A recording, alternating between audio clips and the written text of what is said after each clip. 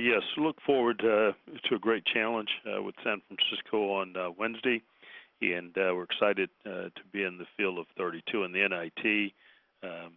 Certainly have a goal early on, beginning of the season, getting into the NCAA tournament, and thought we fell a few games short in putting ourselves in position to be in that tournament, but really excited as a staff and our team. Really enthusiastic about the opportunity that we're faced with and having an opportunity to continue to play in this postseason.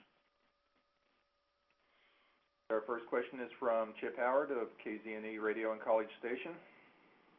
Johnny, I was wondering, you mentioned that obviously the goal each year is the NCAA. What's the disappointment level of the players, and do you think that they will be excited to play this week?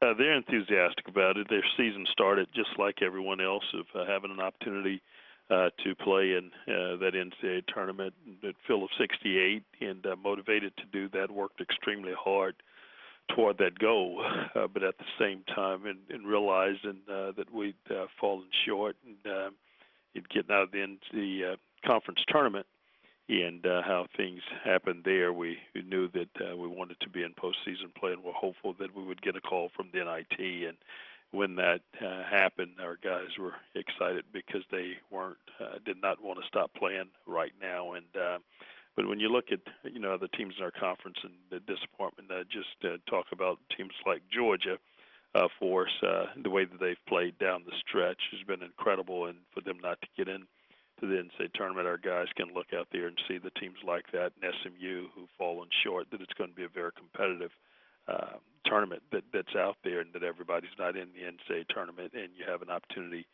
to go out there, win basketball games, and that's important. Thank you. Mm-hmm.